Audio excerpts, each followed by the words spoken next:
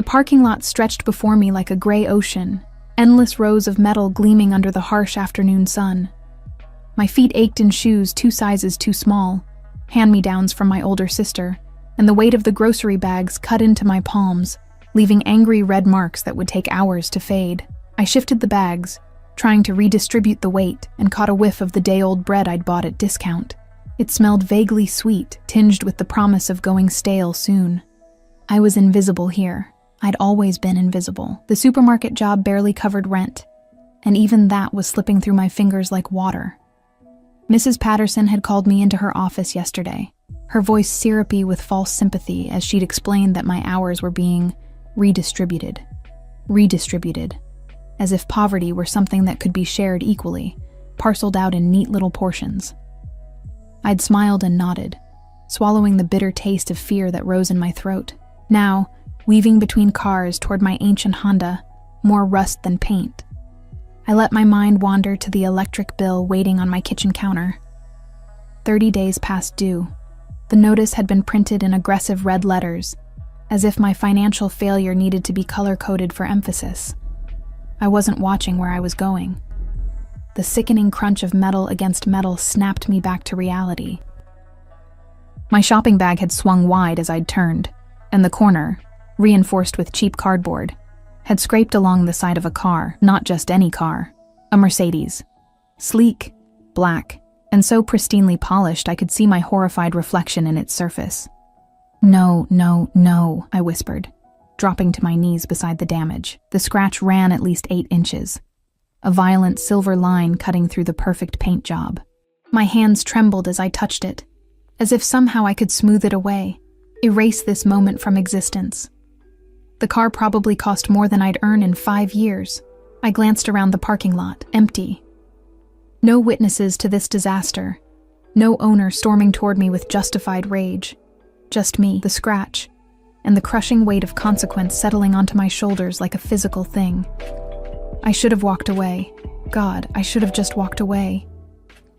But my mother's voice echoed in my head, stern and uncompromising. "We may be poor, Emma, but we're not dishonest." She'd died 3 years ago, cancer eating through her body while medical bills ate through any savings we'd managed to scrape together. Her moral compass, however, had survived intact in my memory, pointing true north even when every practical instinct screamed at me to run. I fumbled in my purse for a pen in the back of a receipt. My handwriting came out shaky, barely legible. "I'm so sorry. I accidentally scratched your car. Please call me so I can make this right. Emma Wright, 555-0147.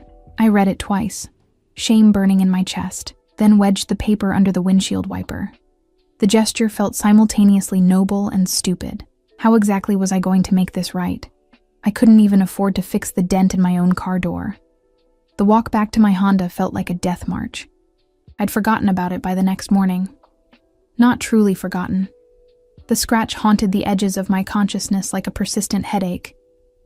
But I'd shoved it into the category of problems I couldn't solve, alongside the electric bill and my dwindling bank account. The supermarket was unusually busy for a Thursday morning. Apparently, there was some sort of sale on organic produce that had drawn the wealthy crowd from the north side of town. They moved through the aisles with the casual confidence of people who'd never checked a price tag, filling their carts with imported cheeses and wine that cost more per bottle than my weekly grocery budget. I was restocking the cereal aisle when my phone buzzed. Unknown number. My thumb hovered over the decline button. Telemarketers, probably, or worse, a collections agency. But something made me answer, pressing the phone to my ear with my shoulder while I continued shelving boxes of cornflakes. "Hello?" Silence. Not empty silence, but the kind that held weight. Someone was there, breathing, considering. "Emma Wright?" The voice was male, deep, and carried an accent I couldn't quite place. Eastern European, maybe. Each word was precisely articulated, as if English were a language he'd learned through careful study rather than natural acquisition. "Yes?" My heart began a slow, heavy drumbeat against my ribs. "You left a note on my car yesterday." The cereal box slipped from my fingers, hitting the floor with a hollow thud. Oh God, yes. I'm so sorry, I didn't mean." The bag just swung out and I was babbling, words tumbling over each other in a desperate rush to explain, to apologize, to somehow make this fixable. "Where are you now?" He didn't sound angry. That was somehow worse. His tone was neutral, flat, giving away nothing. "I'm at work. Harris Supermarket on 5th Street, but after my shift I was already calculating. If I skipped lunch for a month, maybe 2. If I picked up extra hours, I'll be there in 20 minutes. Wait, you don't have to." The line went dead. I stood in the cereal aisle, phone still pressed to my ear, and felt the first tendrils of real fear curl around my spine. Something about that voice, about the absolute certainty in his words, suggested this was not a man accustomed to being contradicted. Not a man who made requests, only statements. 20 minutes. I glanced down at my uniform, a polyester vest over a cheap white shirt, both stained with the morning's mishaps. My hair was pulled into a messy ponytail, and I couldn't remember if I'd even put on mascara this morning. Not that it mattered. This wasn't a social call. This was Judgment Day. The minutes crawled by with agonizing slowness. I tried to focus on work, on arranging boxes into neat rows, but my hands wouldn't stop shaking. Mrs. Patterson walked past, frowning at my obvious distraction, and I forced myself to move faster, to look productive. 18 minutes. What would he look like? I'd constructed an image in my mind. Middle-aged, probably balding, the kind of self-important businessman who drove luxury cars to compensate for personal inadequacies. He'd yell, threaten to sue, demand payment I couldn't provide. Maybe he'd be reasonable. Maybe we could work out some sort of payment plan. Maybe. 23 minutes after the call, the automatic doors at the front of the store slid open. I was at the register by then, covering someone's break, and I had a perfect view of the entrance. Later, I would think about fate, about timing, about how different my life might have been if I'd been in the back room or on a different aisle. But in that moment, all I could do was stare. He wasn't middle-aged or balding. He was probably in his mid-30s, tall, easily over 6 feet, with the kind of build that spoke of deliberate maintenance. Not a gym rat's bulk, but the lean, dangerous muscle of someone who viewed physical strength as a tool rather than an aesthetic. His suit was charcoal gray, perfectly tailored, and probably cost more than my car. Everything about him was precise, controlled, from the way he moved, economical, purposeful, to the way his dark eyes swept the store with the calculated assessment of a predator evaluating territory. But it wasn't just him. 2 men flanked him, both wearing dark suits and expressions of professional boredom. Security. The one on the left had a bulge under his jacket that made my stomach drop. The one on the right kept one hand near his hip, eyes constantly moving, cataloging exits and potential threats. They shouldn't have been intimidating in a suburban supermarket at 10 in the morning. They were. The man in the center, my Mercedes owner, I presumed, pulled out his phone, glanced at it, then his gaze locked onto me with laser precision. Even from 50 feet away, I felt the impact of that look like a physical force. He walked toward me, and the crowd parted without seeming to notice they were doing it. Something about his presence, his bearing, made people instinctively move aside. The 2 security guards maintained their positions, flanking him at a distance that was protective without being obvious. Up close, he was even more striking. Sharp cheekbones, a jaw that could have been carved from granite, and those eyes, dark, almost black, and utterly unreadable. His cologne reached me first, expensive and subtle, with notes of cedar and something darker, more primal. It overwhelmed the store's usual scent of floor cleaner and refrigerated produce. Emma Wright. It wasn't a question. My mouth had gone completely dry. Yes. The word came out as barely a whisper. He studied me with the same thorough assessment he'd given the store, and I resisted the urge to fidget, to apologize again, to fill the silence with nervous chatter. His gaze moved from my face to my uniform to my hands, still slightly trembling, and something flickered in his expression. Not quite sympathy. Calculation, maybe. "The scratch on my car," he said finally, his accent more pronounced in person. "How do you propose to fix it?" This was it. The moment where I'd have to confess my complete inability to pay for the damage, where he'd probably threaten legal action, and I'd end up working the rest of my life to pay off a debt that would grow with interest until it consumed everything. I started, then stopped. What could I possibly say? I can pay for it. In installments. If you'd be willing to.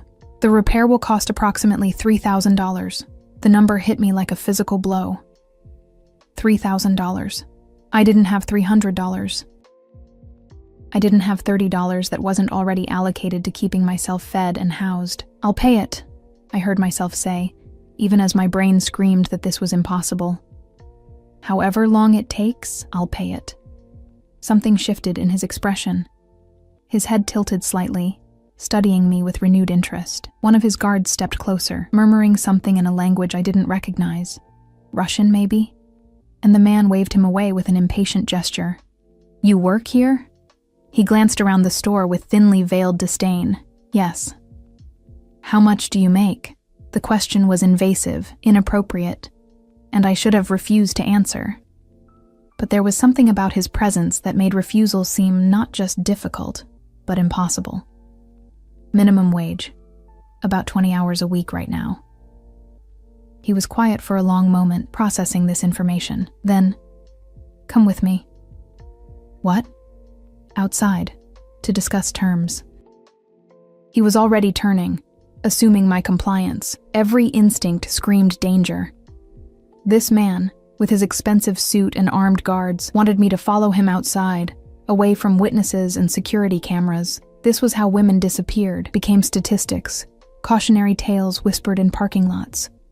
But what choice did I have? I glanced at Mrs. Patterson, who was watching this exchange with poorly concealed curiosity. I need to... My shift. Take your break, he said, still not looking back. It wasn't a suggestion. Somehow, I found myself following him through the automatic doors into the harsh sunlight.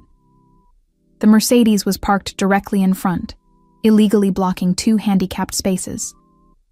No parking ticket decorated its windshield, though I could see the meter maid's cart just down the street. Even traffic enforcement, apparently, recognized something about this vehicle that warranted caution. The scratch looked even worse in daylight, a vicious violation of the car's perfect surface.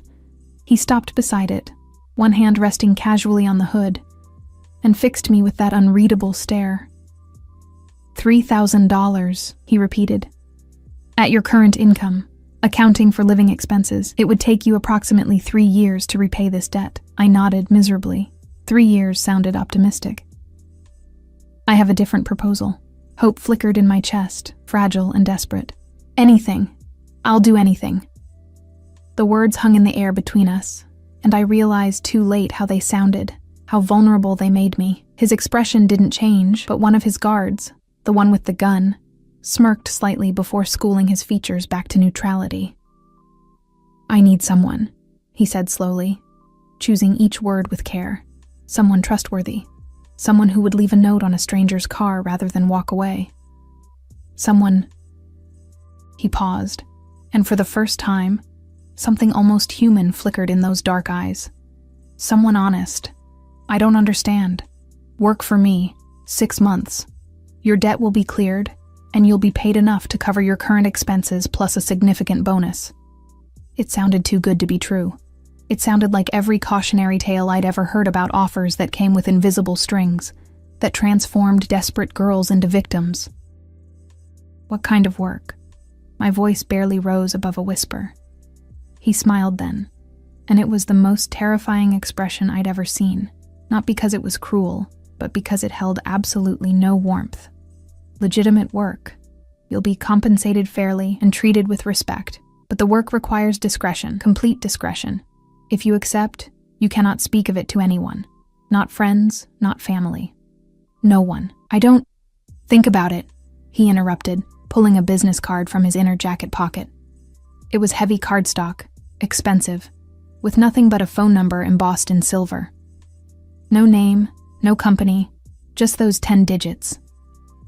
Call this number within 24 hours with your answer. He slid into the back of the Mercedes, his guards following with practiced efficiency. The engine purred to life, a sound so smooth it seemed to mock my Honda's death rattle. And the car glided away, leaving me standing in the parking lot with a business card in my shaking hands and the terrible certainty that I'd just been offered a deal with the devil. I had no idea that the devil's name was Alexei Volkov, or that by tomorrow morning, my choice would set in motion a series of events that would shatter everything I thought I knew about safety, danger, and the razor-thin line between the two. All I knew was that as I watched the Mercedes disappear into traffic, the scratch on its side catching the sunlight one last time, I was already planning to make the call. God help me. I was already planning to say yes. The business card sat on my kitchen counter for exactly 14 hours before I touched it again. I'd placed it there when I got home from my shift, positioning it carefully beside the overdue electric bill, as if the proximity might somehow balance out cosmic scales. Then I'd spent the rest of the evening pretending it didn't exist, moving around my tiny apartment with exaggerated normalcy, eating ramen because it was cheap, watching TV shows I didn't actually see.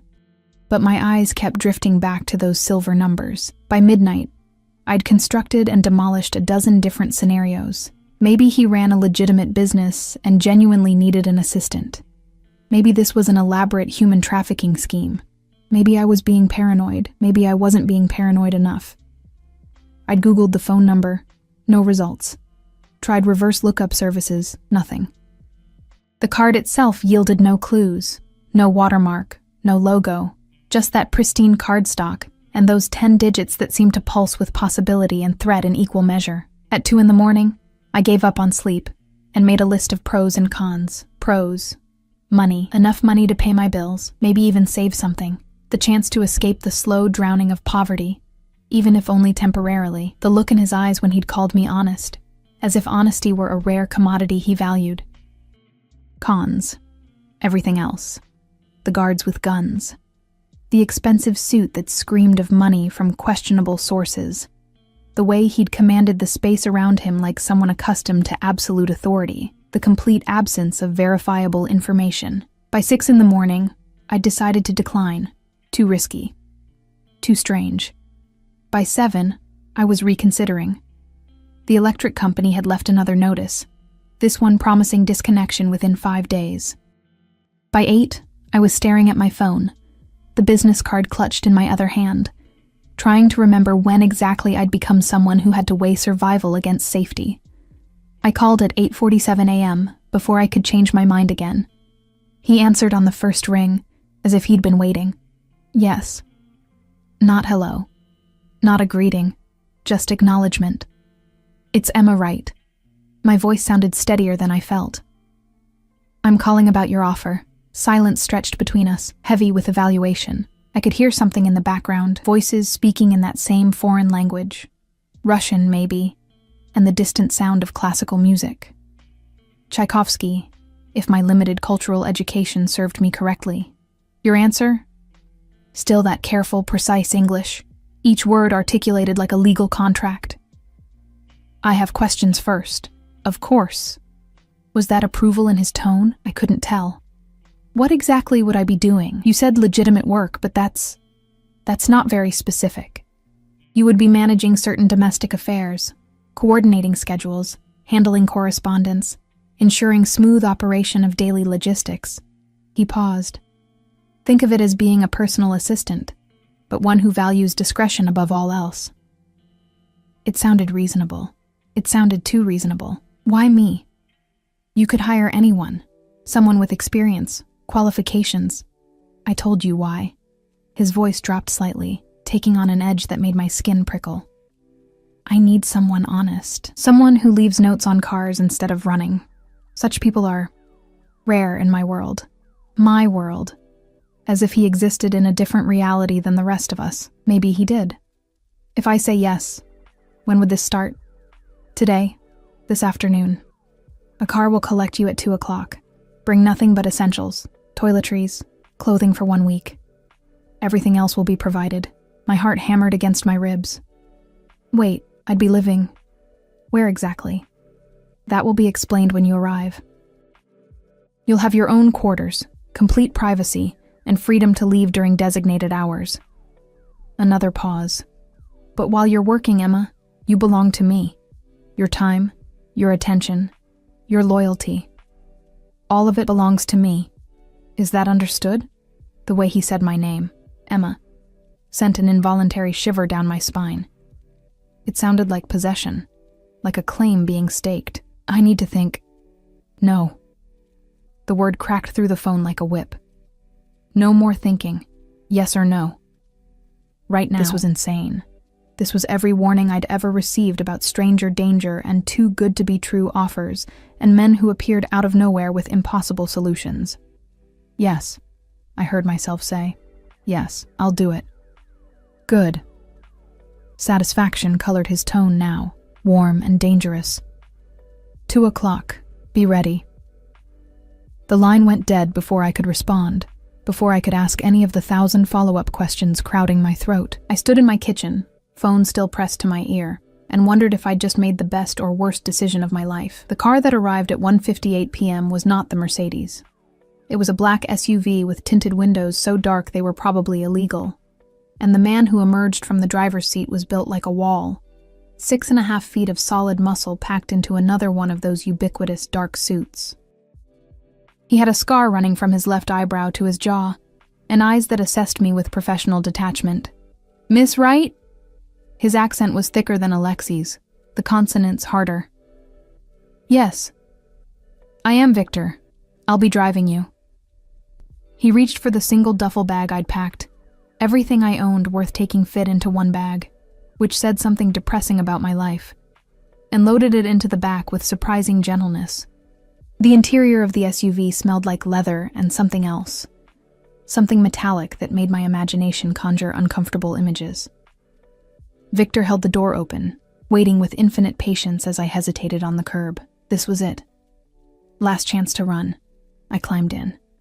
The drive took 40 minutes, winding through the city and then out into the suburbs I'd only ever seen from bus windows. The houses grew larger, the lots more expansive, until we were passing estates hidden behind stone walls and iron gates. Old money neighborhoods where gardeners cost more than my annual salary. Victor didn't speak during the drive, and I didn't try to force conversation. Instead, I watched the world transform outside the window, watched my reality shift from cramped apartments and discount supermarkets to manicured lawns and imported cars. We turned onto a private road, actual private, with a guardhouse and a barrier that lifted automatically at our approach. The guard inside nodded at Victor with familiar respect. The house at the end of the drive wasn't a house. It was an estate, all stone and glass and architectural ambition, sprawling across what must have been at least 5 acres. Gardens surrounded it, precisely maintained, and I could see what looked like a pool house in the distance, larger than my entire apartment. "Mr. Volkov is expecting you," Victor said, speaking for the first time since we'd left. He pronounced the name with a reverence that bordered on religious. Volkov. The O sounds deep and round. Volkov. So that was his name. I rolled it around in my mind, testing the weight of it. The front door opened before we reached it, and a woman appeared. 50s, steel-gray hair pulled into an immaculate bun, wearing what I could only describe as a housekeeper's uniform, updated for the 21st century. Her expression was neutral, but her eyes were sharp, cataloging everything about me in 2 seconds flat. "Miss Wright, I'm Mrs. Chen. I manage the household staff." Her English was perfect, accentless. "Mr. Volkov is in a meeting, but asked me to show you to your quarters and explain your duties." Duties. Right, this was a job, not a kidnapping. I had to keep reminding myself of that. Mrs. Chen led me through the house, and I tried not to gape like a tourist. Marble floors, artwork that looked museum quality, furniture that probably had provenance documents and insurance policies. Everything was immaculate, elegant, and somehow cold, despite the obvious expense. "The main house has 32 rooms," Mrs. Chen explained as we climbed a curved staircase that belonged in a palace. "Mr. Volkov's private quarters are in the east wing. Staff quarters are in the west wing, including yours.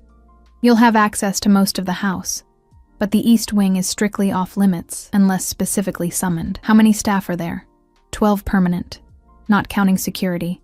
Cook, housekeepers, maintenance, drivers. You'll meet them gradually." She stopped in front of a door on the 2nd floor. "These are your rooms.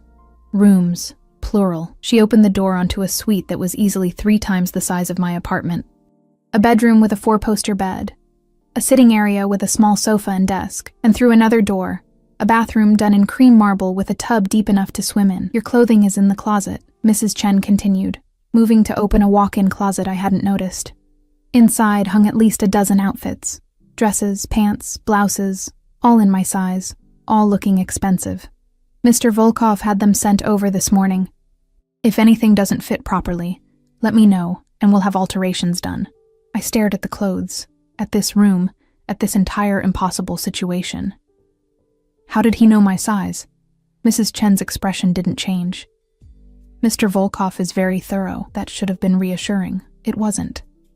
Your primary responsibility, she continued, will be managing Mr. Volkov's personal schedule, social obligations, household matters, anything that doesn't pertain to his business operations. You'll coordinate with me for household needs, with Victor for transportation, and with Mr. Volkov directly for everything else. That's it? Just scheduling? And discretion. You will see things, hear things, meet people. You will remember nothing and repeat nothing. This is not optional, Miss Wright. This is survival. The word hung in the air between us, stark and terrifying in its honesty. What exactly does Mr. Volkov do? I asked quietly. Mrs. Chen looked at me with something that might have been pity. He solves problems. Very expensive problems. Beyond that, you don't need to know, and you definitely don't want to ask. She showed me the rest of the suite, the closet full of toiletries, all high-end brands I'd only seen in magazines, the desk stocked with office supplies, the small refrigerator filled with water and juice. Then she handed me a phone, sleek and new. This is your work phone. Mr. Volkov's number is programmed in.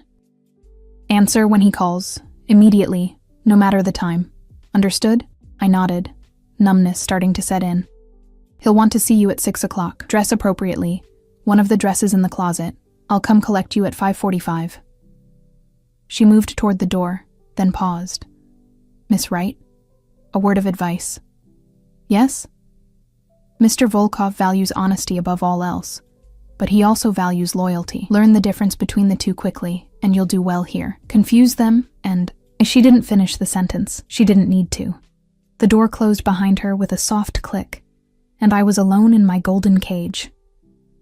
I sat on the edge of the bed, so soft it felt like sitting on a cloud, and tried to process what I'd agreed to. This wasn't a job. This was indenture. Servitude dressed up in expensive sheets and designer clothes. I was trapped here by debt, by desperation, by my own stupid insistence on being honest. The view from the window showed the gardens, the pool, the high stone walls that surrounded the property. Beautiful, isolated, safe or imprisoned, depending on your perspective. I had 5 hours until I faced Alexei Volkov again. 5 hours to decide if I was going to play along with this charade or demand to be taken home. But even as I considered it, I knew the truth. I had nowhere else to go. No money, no prospects, no options. He'd known that when he made his offer. Had probably calculated it with the same precision he applied to everything else. I was here because I had to be, and something told me that leaving wouldn't be as simple as calling Victor and asking for a ride back to my apartment. At 5:45 exactly, Mrs. Chen knocked. I'd chosen a dress from the closet, navy blue, simple but elegant, hitting just below my knees. It fit perfectly, of course. Everything here was perfect. That was part of the problem. She led me back through the house, this time to the ground floor, through hallways I hadn't seen before. We stopped in front of a set of double doors, dark wood carved with intricate patterns. Mr. Volkov's study, Mrs. Chen said. Remember what I told you? She knocked twice, then opened the door without waiting for a response. The room beyond was all dark wood and leather, books lining the walls from floor to ceiling. A massive desk dominated the space, and behind it sat Alexei Volkov, phone pressed to his ear, speaking rapid-fire Russian. He glanced up as we entered, held up one finger, wait, and continued his conversation. I stood in the doorway, uncertain, while Mrs. Chen retreated, closing the doors behind her. Alexei finished his call, set the phone down with careful precision, and finally looked at me properly. His gaze moved from my face to the dress to my hands, clasped nervously in front of me, and something flickered in his expression. You came, he said, as if there had been any doubt. I said I would. People say many things, few follow through. He stood, moving around the desk with that predatory grace I remembered from the supermarket. "The dress suits you. Thank you." The words felt inadequate, childish. He stopped a few feet away, close enough that I could smell his cologne again, cedar and darkness, but not close enough to touch. "Are you afraid of me, Emma?" The question caught me off guard. "Honesty," Mrs. Chen had said. He valued honesty. "Yes," I admitted. "Good." He smiled. And it was that same terrifying expression from before, beautiful and utterly without warmth. Fear means you're paying attention. Fear keeps you safe. He moved to a side table where crystal decanters sat, amber liquid catching the light. "Drink?" "No, thank you." He poured himself 2 fingers of what looked like whiskey, neat. "Your predecessor lasted 3 weeks before she tried to steal from me." My blood went cold. What happened to her? She returned what she took and left. Alive, unharmed, but significantly poorer. He took a sip, watching me over the rim of the glass. "I'm not a monster, Emma, but I am not a fool either. People who work for me are compensated generously. In return, I expect absolute loyalty. I understand. Do you?" He set the glass down, moved closer. "I don't think you understand yet. Not really. You see the house, the money, the obvious power. But you don't yet see what that power means. What it costs. What it demands." He was close now. Close enough that I had to tilt my head back to maintain eye contact. Close enough that I could see the flecks of gold in his dark eyes. Could count the faint lines at the corners that spoke of stress or age or violence witnessed. "I'm going to tell you something," he said quietly. "And then we're never going to discuss it again. Are you listening?" I nodded, not trusting my voice. "I am not a good man. The things I do, the business I conduct, the problems I solve, none of it would meet with your approval if you knew the details. But I operate by a code, Emma. I protect what's mine. I honor my agreements, and I never, ever lie." His hand came up, and I flinched involuntarily. He paused, something dark crossing his features, then very slowly, very carefully, brushed a strand of hair behind my ear. The touch was gentle, almost tender, and somehow that made it more terrifying than any threat. "You're mine now," he whispered. "For 6 months, you belong to me. Your safety is my responsibility. Your well-being is my concern. But in return, your loyalty is absolute. Can you do that?" I should have said no, should have demanded to leave, to escape, to get as far from this man and his beautiful prison as possible. "Yes," I breathed. His smile this time held something new, satisfaction, possession, and underneath it all, a hunger that made my stomach drop and my pulse quicken in equal measure. "Then let's begin." The first week passed in a blur of careful choreography and unspoken rules. I learned the rhythm of the house, how Mrs. Chen appeared at precisely 7 each morning with coffee and a detailed schedule, how Victor drove Alexei to various locations throughout the city, returning at unpredictable hours, how the other staff moved through the rooms like ghosts, efficient and silent, their eyes carefully averted whenever Alexei was present. I learned which doors were locked, always the east wing, always Alexei's private quarters, and which rooms I was expected to manage. The formal dining room that seated 20 but was never used. The library with its thousands of books in multiple languages. The sitting room where Alexei occasionally entertained guests.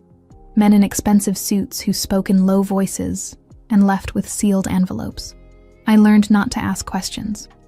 But mostly I learned about Alexei himself. He rose at 5:30 each morning, already dressed in immaculate suits by the time I saw him at breakfast. He drank his coffee black, read 3 newspapers simultaneously, 2 in Russian, 1 in English, and took exactly 6 phone calls before 8 a.m. His schedule was a puzzle of meetings that Mrs. Chen called appointments, with a meaningful emphasis, lunches that lasted hours, and evening obligations that required my coordination but never my presence, except when they did. "Tonight," he said on Thursday morning, not looking up from the financial section, "you'll accompany me to dinner." I paused in the act of reviewing his calendar. "I will?" "Yes. 8 o'clock. Victor will bring you something appropriate to wear." Finally he glanced up and I caught the flash of something, amusement, challenge, in his dark eyes. Have you eaten at Rousseau before? Rousseau? The restaurant that required reservations 6 months in advance and had a dress code so strict they'd once turned away a senator's wife for wearing the wrong shoes.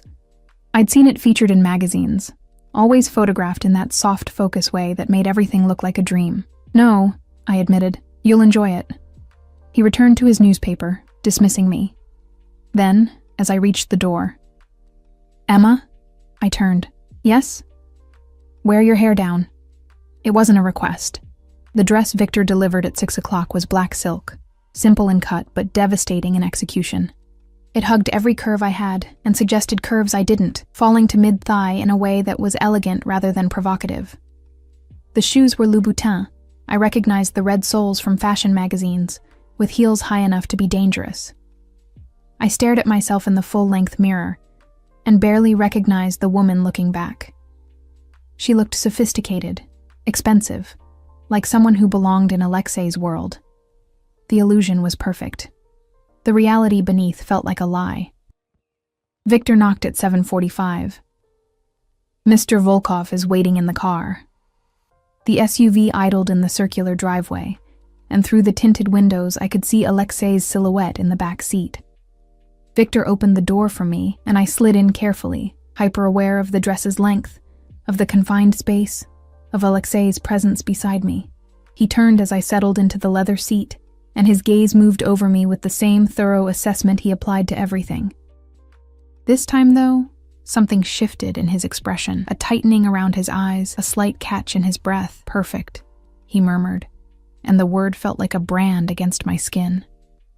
The drive to the restaurant took 20 minutes through evening traffic. Alexei spent it on his phone, switching seamlessly between English and Russian, his voice never rising above a conversational tone, even when the content seemed to warrant it. I caught fragments, numbers, names, what might have been threats delivered with polite precision. Rousseau occupied the top floor of a converted warehouse in the arts district, all exposed brick and floor-to-ceiling windows offering a panoramic view of the city. The hostess greeted Alexei by name, her smile professional but warm, and led us past the crowded dining room to a private alcove tucked away from prying eyes. Mr. Volkov, your usual table. It's lovely to see you again. She handed us leather-bound menus. Stefan will be serving you tonight, alone with him in the intimate space, separated from the other diners by a half wall of frosted glass. I felt the weight of his attention settle on me like a physical thing. You're nervous, he observed, not unkindly. I've never been anywhere like this. The admission slipped out before I could stop it. Then let me guide you. He signaled the waiter, Stefan, tall and angular with the bearing of someone who took wine very seriously. We'll have the tasting menu, and bring the Chateau Margaux, the 2015. Stefan's eyebrows rose slightly. An excellent choice, sir. After he left, I leaned forward. I don't even know what a tasting menu is. Alexei's lips curved into something that almost resembled a genuine smile. Multiple small courses, each one designed to complement the last. You trust the chef to feed you well. He paused, his gaze holding mine. It requires surrender, letting someone else make choices for you. The subtext wasn't subtle. The wine came first, poured with ceremonial care. I took a small sip and tried not to wince. I'd never developed a taste for alcohol that didn't come in a bottle with a screw cap. But Alexei watched me with such focused attention that I forced myself to take another sip, then another, until the warmth spread through my chest and loosened some of the tension coiled in my shoulders. The first course arrived, something delicate on a small plate, arranged like art. I followed Alexei's lead, watching how he held his silverware, how he took measured bites, treating the food with the same precision he applied to everything else. Why am I here? I asked after the third course. Duck, I think, though it barely resembled any duck I'd ever seen. You could have come alone. I'm never alone, he corrected, and I realized it was true. Victor waited outside, I'd seen, and 2 other men in dark suits had positioned themselves at strategic points throughout the restaurant, their eyes constantly moving, cataloging threats. But I'm rarely accompanied by someone who isn't on my payroll in a professional capacity. I'm on your payroll. That's different. He set down his fork, giving me his complete attention. You're here because I wanted you here, because I'm curious about you, Emma Wright with her honest eyes and her scratched cars. There's nothing curious about me. I'm completely ordinary. Ordinary women don't leave notes confessing their mistakes when they could walk away free. Ordinary women don't say yes to men like me. He leaned back, the leather booth creaking softly. Tell me about your family. The question caught me off guard. Why? Because I ask. No room for argument in that tone. I took another sip of wine, liquid courage. There's not much to tell. My mother died 3 years ago, cancer. My father left when I was 6. I barely remember him. I have an older sister, but we haven't spoken in 2 years. She didn't approve of how I handled Mom's medical bills. The bitterness leaked into my voice despite my best efforts. She thought I should have let her die at home instead of bankrupting us with treatments that didn't work anyway. Something flickered across Alexei's face. Recognition, maybe. Understanding. Your sister was wrong, was she? Mom died anyway, and I'm still paying off the debt. Not anymore. He said it so casually, as if the crushing weight I'd carried for 3 years could be dismissed with 3 words. Your debt is paid. All of it. The hospital, the credit cards, everything. I had it taken care of your second day here. I stared at him, wine glass frozen halfway to my lips. You what? Consider it a signing bonus. You can't work effectively if you're distracted by financial concerns. He made it sound so reasonable, so practical. Besides, I pay my debts. You damaged my car through honesty, through doing the right thing. That deserves to be rewarded. I can't accept that. It's too much. It's done. His voice hardened slightly. Don't insult me by refusing. The money means nothing to me, Emma. Nothing. But your peace of mind, your ability to focus on your work without that weight, that has value. Why? The question burst out, raw and desperate. Why would you do that? You don't even know me. Alexei was quiet for a long moment, studying me with an intensity that made me want to look away but couldn't. When he finally spoke, his voice was lower, rougher. My mother died when I was 12. Preventable illness, but we had no money for doctors. I watched her suffer for 6 months. Watched her waste away while my father drank and my brothers scrambled to keep us fed. His jaw tightened, the only visible sign of emotion. I swore then that money would never again dictate who lived and who died in my world. So yes, Emma, I paid your debts, and I would do it again without hesitation. The vulnerability in his admission stunned me into silence. This was the man who commanded fear and respect in equal measure, who moved through the world with absolute authority, and he was giving me a piece of his past, a shard of the pain that had shaped him. Thank you, I whispered. Inadequate but sincere. He nodded once, then signaled for the next course, and the moment broke like glass shattering. The rest of dinner passed in a strange intimacy. He asked about my life, my dreams. The person I'd been before poverty had scraped away everything but survival. And I found myself answering, the wine and his unexpected honesty loosening my tongue.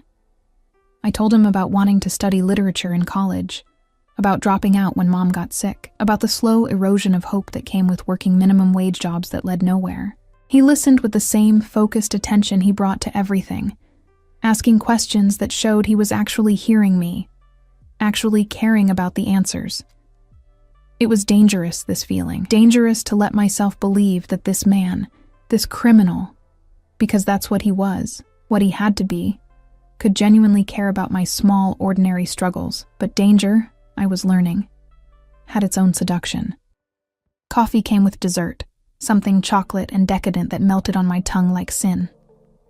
Alexei watched me taste it, watched my eyes close in involuntary pleasure, and when I opened them again, his expression had changed. The careful control had slipped, revealing something raw and hungry beneath.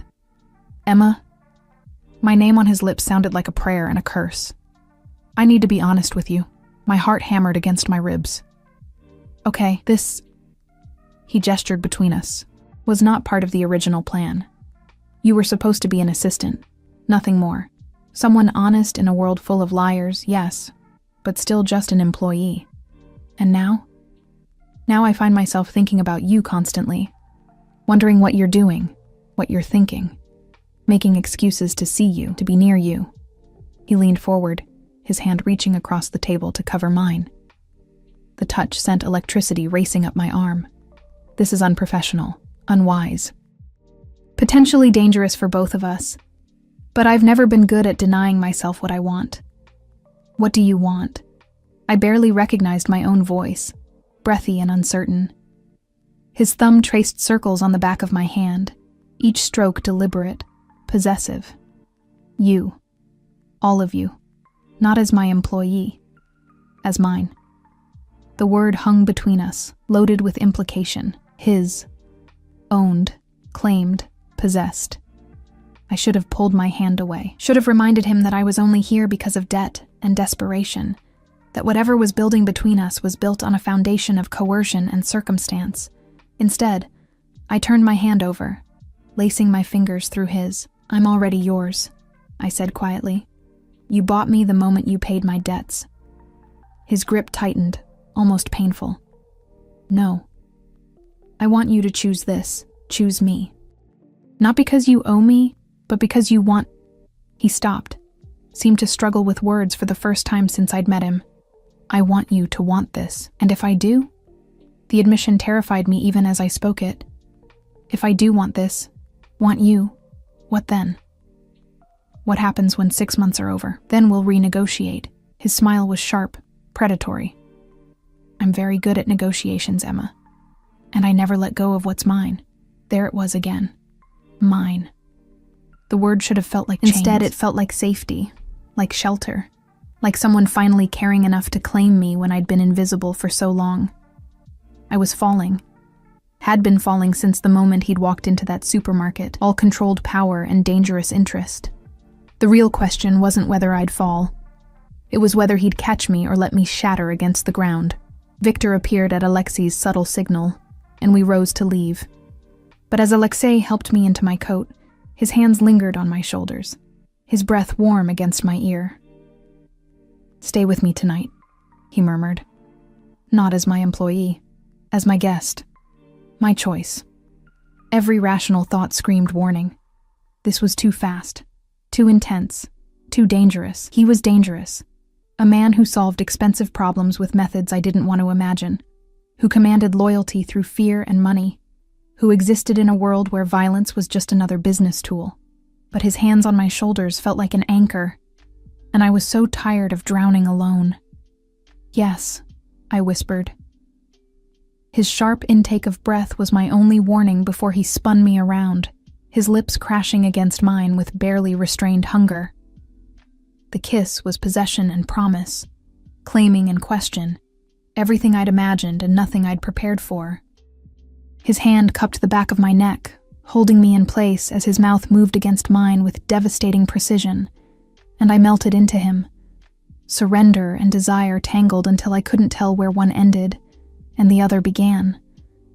When he finally pulled back, his eyes were black with want, his careful control fractured into something raw and real. Come, he commanded, taking my hand. And I followed him into the darkness, knowing I was making a choice that would change everything. Knowing I might regret this tomorrow or next week or in 6 months when whatever this was inevitably ended. But tonight, I wanted to be chosen, wanted to be someone's mine, even if that someone was Alexei Volkov, with his dangerous eyes and his blood-stained money and his promise of protection that felt like both salvation and damnation wrapped in expensive silk. Tonight, I wanted to fall. Tomorrow, I'd worry about the landing. The east wing of Alexei's estate had always been forbidden territory, locked doors and whispered warnings about respecting his privacy. Now, following him through those doors felt like crossing into another world entirely, one where the rules I'd learned no longer applied. His private quarters were nothing like the rest of the house. Where the public spaces were cold elegance and formal displays of wealth, these rooms were warm, lived in, personal, dark wood furniture, walls lined with books in multiple languages, a fireplace that actually looked used, photographs in silver frames, a woman who must have been his mother, her smile sad and beautiful, 3 boys who shared Alexei's dark eyes, an older man with hard features and harder eyes. My family, he said, catching me looking, all dead now. My mother from illness, my brothers from the life we chose, my father from his own stupidity. No emotion in his voice, just facts stated plainly. I'm the last Volkov, the survivor. The loneliness in those words cut deeper than any display of grief could have. He poured us both vodka from a crystal decanter, the good kind, he explained, from his homeland. And we stood by the window overlooking the gardens. The night had turned the manicured lawns into pools of shadow, broken only by strategic lighting that made everything look theatrical. Staged. Do you ever regret it? I asked, emboldened by wine and vodka and the strange intimacy of this moment. The life you chose? Every day. He took a long drink. And not at all. Regret is pointless, Emma. I did what I had to do to survive, to build something, to become someone who couldn't be ignored or dismissed or stepped on. The cost was high. But the alternative was death. Slow death from poverty or fast death from weakness. He turned to look at me, and in the dim light his features were softer, more human. You understand that, I think. You've made your own choices to survive. Leaving a note on a car isn't quite the same as... I stopped, unsure how to finish that sentence. As becoming a criminal? He smiled without humor. No, probably not. But the impulse is the same. We do what we must with what we have. You had honesty. I had violence. We both used our tools to build something from nothing. He set down his glass and moved closer, until I could feel the heat radiating from his body.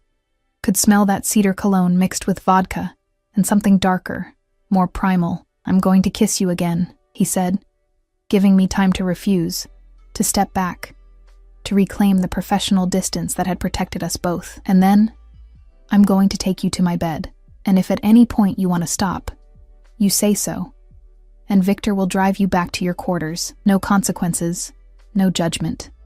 Do you understand? My mouth had gone dry. Yes. Then say it. Say you want this. I want this. The words came out stronger than I felt. I want you. This kiss was different from the restaurant. Slower, deeper, a deliberate claiming rather than an explosion of need.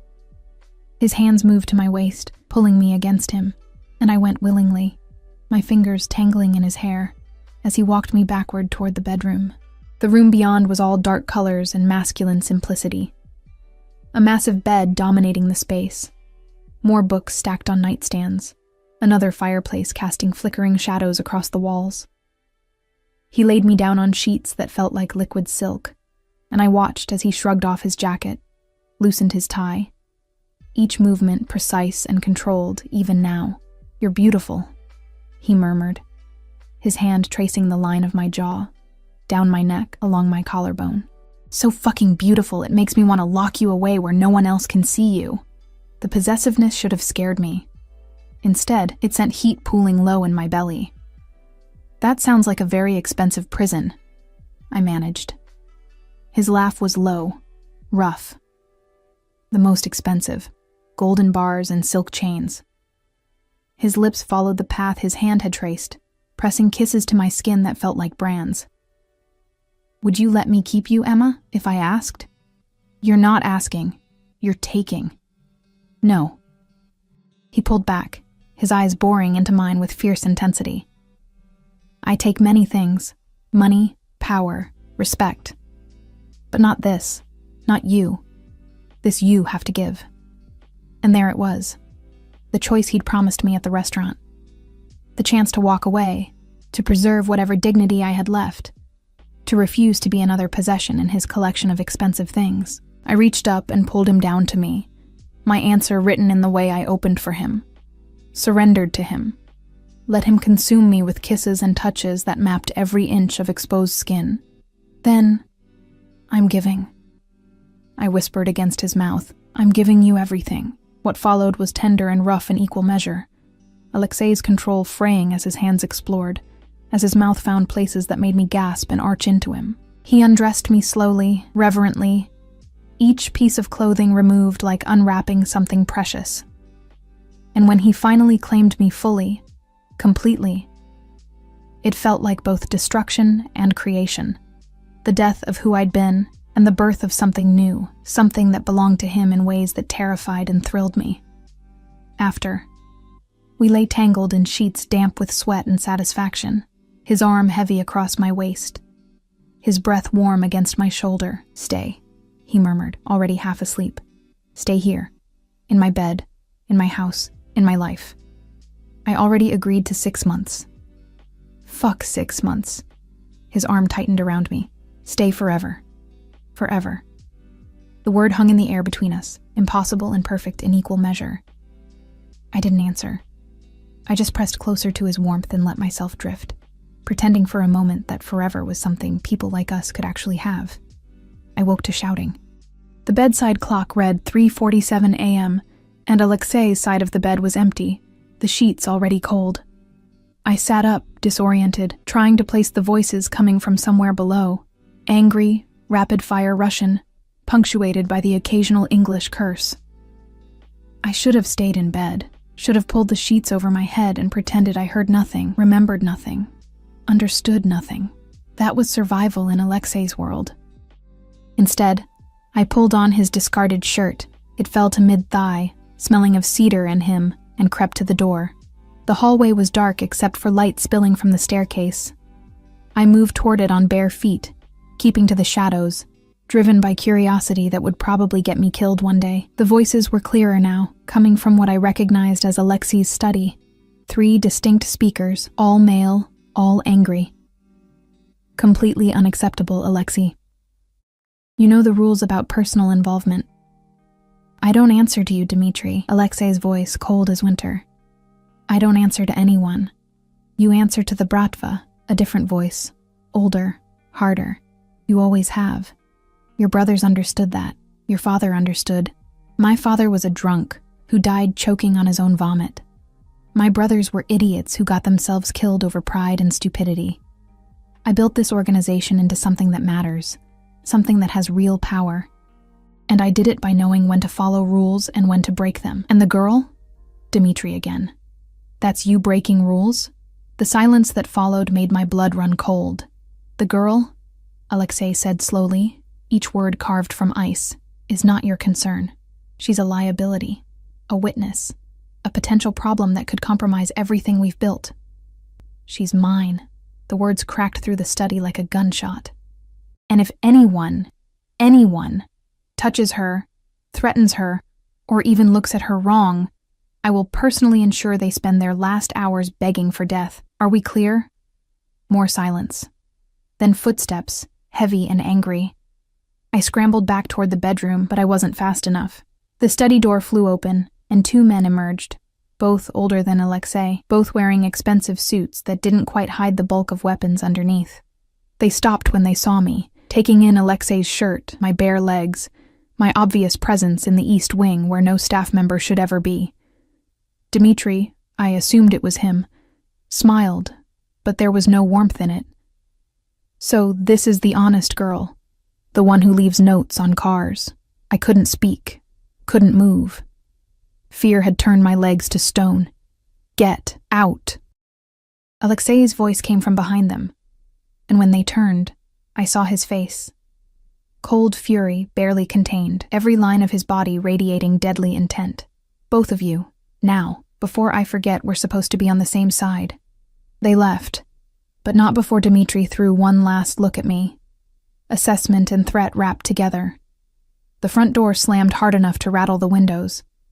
Alexei stood in the hallway, fists clenched at his sides, breathing hard. When he finally looked at me, some of the fury drained away, replaced by something that might have been concern. You shouldn't have come downstairs. I heard shouting. I was worried. Worried. He laughed, but there was no humor in it. You should be worried about yourself, Emma.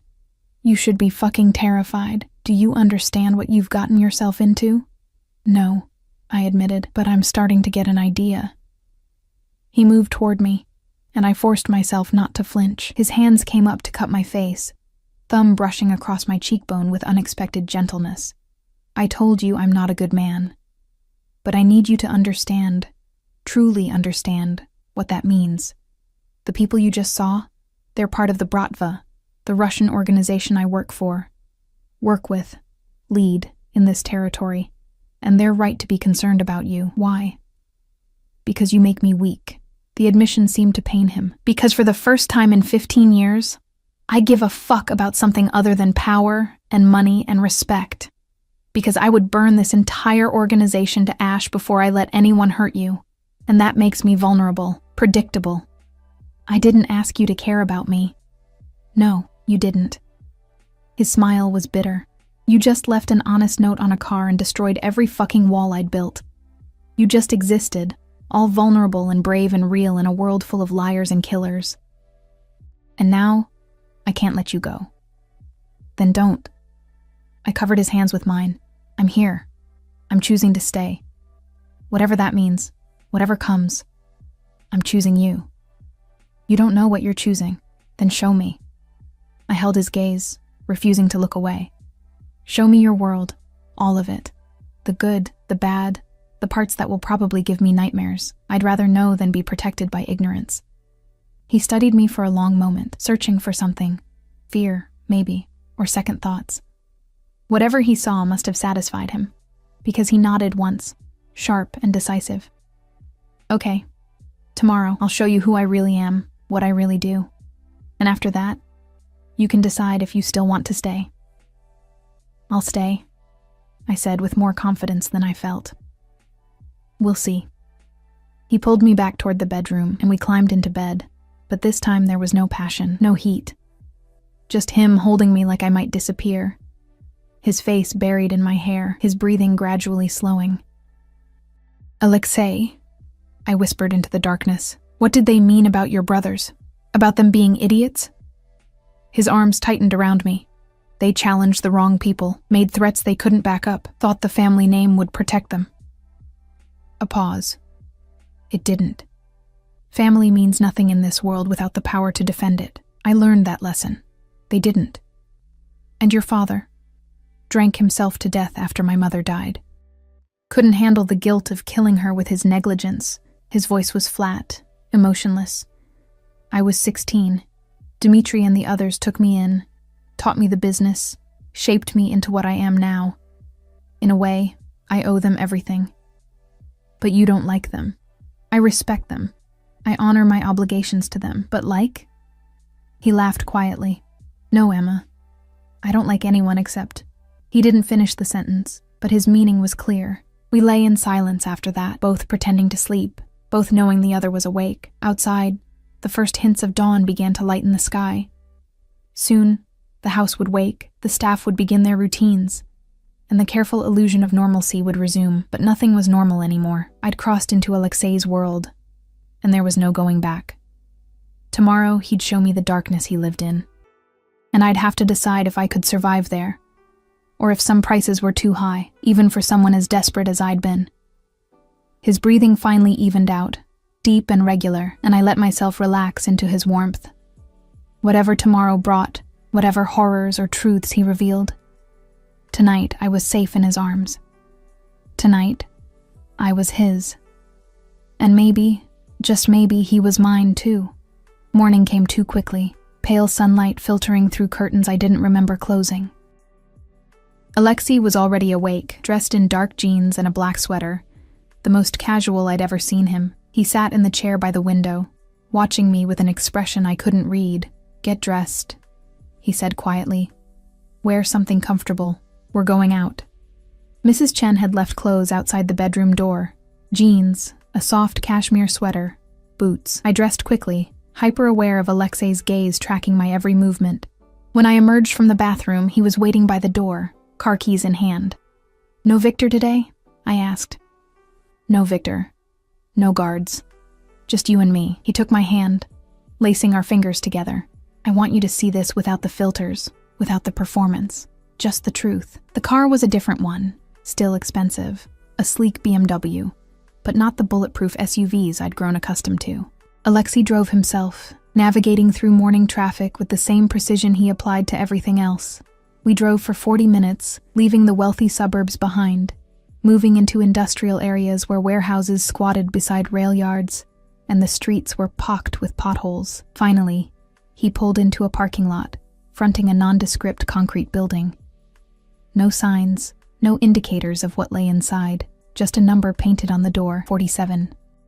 This is one of my legitimate businesses, Alexei said, as we walked toward the entrance. Import-export, mostly textiles, some electronics. It's registered, taxed, completely legal. He punched a code into the keypad. Everything I'm about to show you, everything you see today, it stays between us. Understood? Yes. Inside, the warehouse was surprisingly organized. Rows of shipping containers, workers moving with efficient purpose, forklifts carrying pallets. We walked through it all, Alexei greeting workers by name, checking manifests, examining inventory. It looked legitimate. It felt legitimate. Then we went upstairs. The office level was a different world. Men in suits hunched over computers, tracking information I couldn't begin to understand. Radio equipment lined one wall, communications devices that looked military-grade. And in a conference room visible through glass walls, a meeting was in progress. Hard-faced men arguing over maps and documents. This is the real business, Alexei said, his hand on the small of my back, guiding me through the controlled chaos. The warehouse below is real, profitable even, but it's also cover for everything else. Money laundering, smuggling routes, information trafficking. We move things for people who can't use legitimate channels, sometimes drugs, sometimes weapons, sometimes just cash that needs to disappear and reappear clean. My stomach churned, but I forced myself to stay calm, to listen. I don't deal in people, he continued, his voice hardening. That's a line I won't cross. No trafficking, no exploitation. Everything else. He shrugged. Everything else is fair game if the price is right. He led me to his private office, a corner room with windows overlooking the rail yard. Once inside, he poured us both coffee from a machine that looked absurdly expensive for such a utilitarian space. Questions, he said. Ask me anything. This is your chance to know everything. I wrapped my hands around the coffee cup, needing the warmth. How did you get into this? I told you my brothers were idiots. What I didn't tell you is that I learned from their mistakes. When they died, I was 19, already working for the Bratva, doing small jobs, collections, muscle work, the grunt labor of organized crime. But I watched, learned, saw how the smart ones operated. I saved money, made connections, and when an opportunity came to take over a small territory, I took it. Violently, efficiently, and with enough brutality that no one questioned my authority afterward. You killed people, not a question. Yes. No hesitation, no shame. Many people. Some who deserved it, some who were just in the wrong place at the wrong time. I'm not proud of it, Emma, but I'm not ashamed either. It was survival. It was business. And now? Now I have people who do that work for me. I haven't personally killed anyone in 3 years. He smiled grimly. Progress, I suppose, though I would kill again without hesitation if it meant protecting what's mine. What's mine? Always that phrase, claiming and possessing. The men from last night, I said. Dimitri and the other one, they think I'm a problem. They think you're a weakness, which amounts to the same thing in their minds. Alexei moved to the window, looking out over his empire, and they're right. You are my weakness, Emma. You make me care about things other than power and survival. You make me want things I have no right to want. Normalcy, peace, maybe even something that looks like happiness. Is that so terrible? In my world? Yes. He turned to face me. Because the moment someone realizes what you mean to me, you become a target. Every enemy I've made, every rival who wants my territory, every ambitious lieutenant who thinks they can take my place, they'll all see you as the easiest way to hurt me. The fear that had been simmering since last night crystallized into something sharp and real. So what do? We have 2 choices. He crossed to me, taking my hands in his. 1. I let you go. Victor drives you back to your apartment. I give you enough money to start over somewhere else, and we never see each other again. You'll be safe, because you'll be nothing to me. Just another employee who finished her contract. My chest tightened painfully. And the other choice? You stay. You become officially mine, not as an employee, not as temporary arrangement, but as my partner. My woman. Under my protection permanently. His grip tightened. But that means accepting everything that comes with it. The danger, the violence, the constant threat. It means learning to live with security, with restrictions on your freedom, with the knowledge that people might try to hurt you to get to me. That's not really a choice, I whispered. You're asking me to choose between losing you and living in constant danger. No, I'm asking you to choose between safety and me. There's a difference. He pulled me closer. I can keep you safe, Emma. I have the resources, the power, the people. But I can't make your life normal. I can't give you the quiet, peaceful existence you probably deserve. I can only give you luxury and danger wrapped in silk and steel. I looked up at him, at this man who terrified and attracted me in equal measure, who'd somehow become essential to me in the span of 2 weeks. The smart choice, the safe choice, was obvious. Walk away. Take the money. Build a life far from here, far from him, far from the violence and darkness that surrounded him like a cloak. But when had I ever made the smart choice? I stay, I said firmly. I choose you. Danger and all. His exhale sounded like relief and resignation mixed together. You're either incredibly brave or incredibly stupid, probably both. He kissed me then, hard and desperate, like he was trying to convince himself this was real, that I was real and choosing him despite everything. When he pulled back, his forehead rested against mine, his breathing unsteady. There's something else you need to know, he said quietly. The man who got you pregnant, my blood turned to ice. What? I had you investigated when you left the note. Standard procedure. I needed to know who I was dealing with. He pulled back slightly, studying my face. You had a child 6 months ago. A daughter. She's in foster care because you couldn't afford to keep her.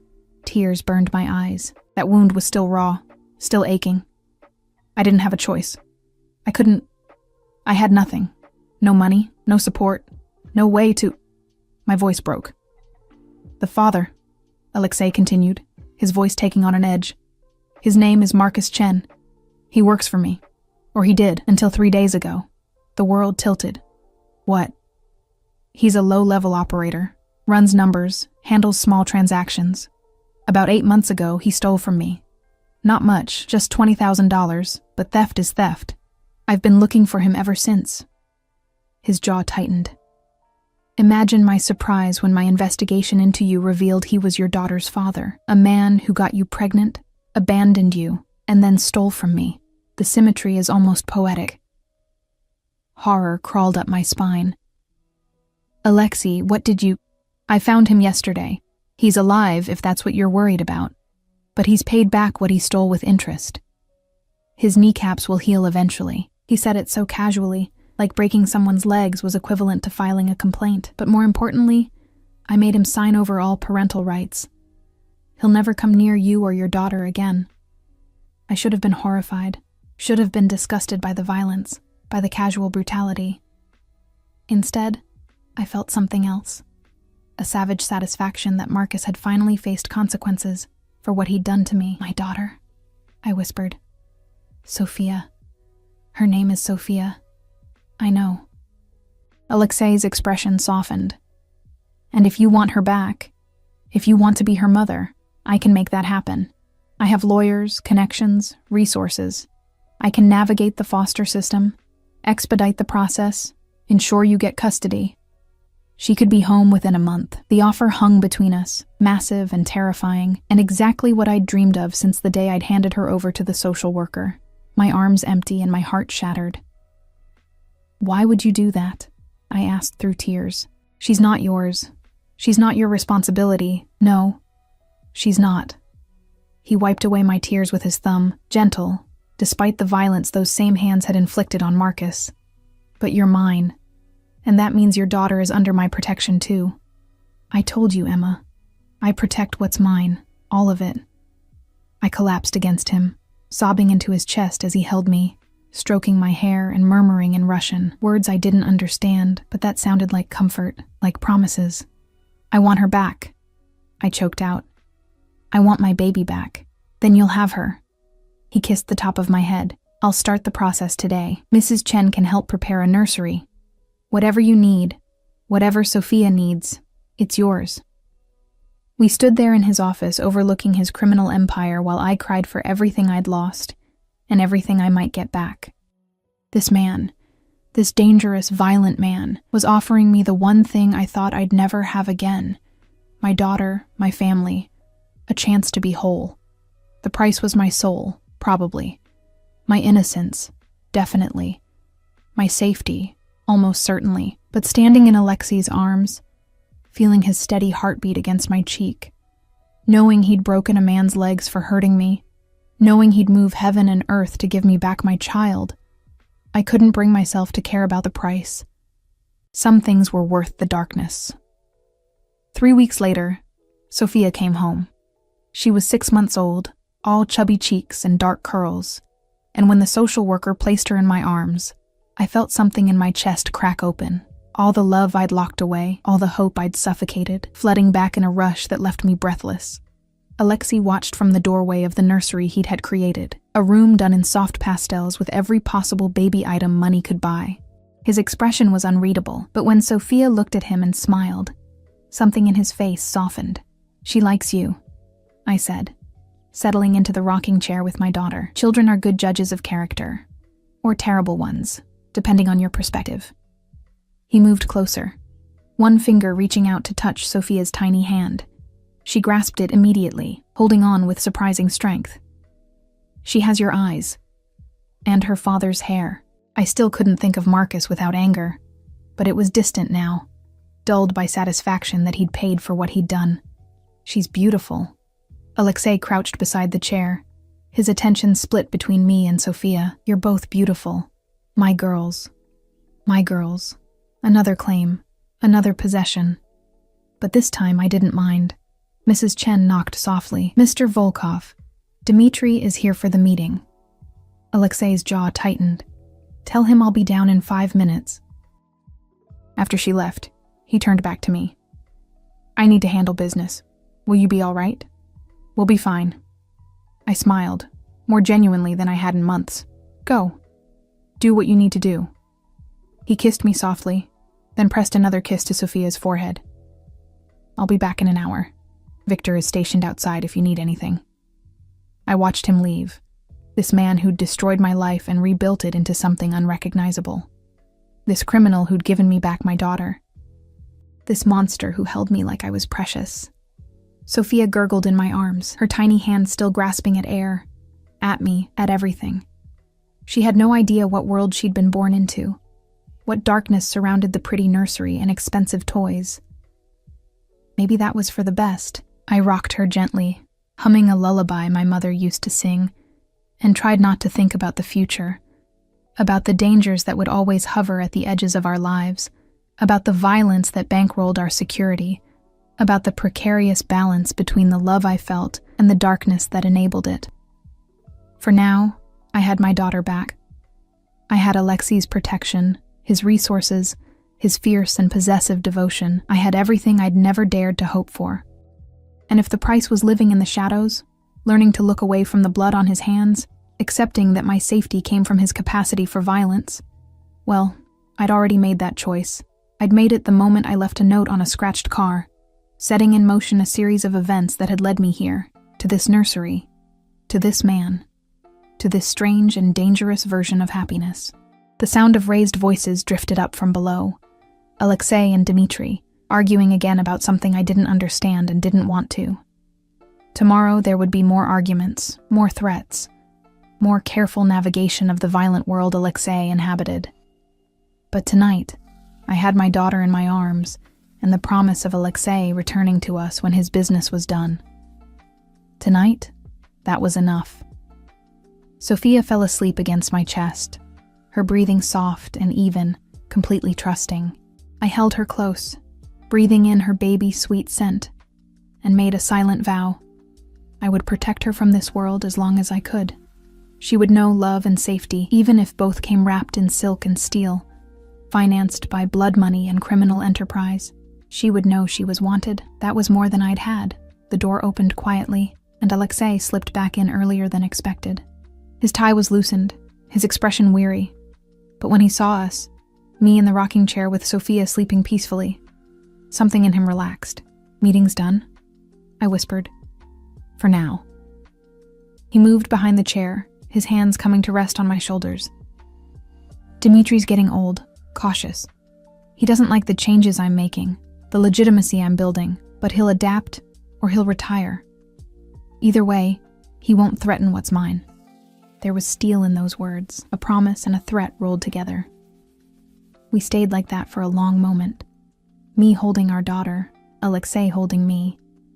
The three of us a strange little family forged from desperation and danger, and something that might have been love, if love could survive in such dark soil. Thank you, I whispered finally. For all of this. For her, for me, for everything. His hands tightened on my shoulders. You don't thank me, Emma. You're mine. I protect what's mine. That's not kindness. That's possession. I know. And I did. I knew exactly what I was to him. Claimed property, a weakness he couldn't afford but couldn't resist. A vulnerability wrapped in skin and bone. I'm okay with that. Are you?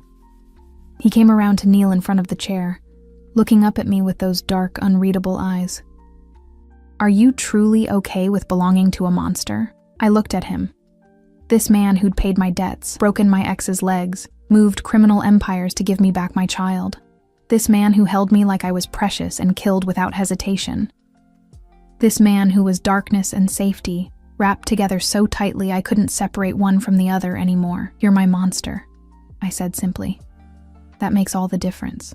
He smiled then, real and warm and devastatingly beautiful. Then we're keeping each other. Yes, I agreed, we're keeping each other.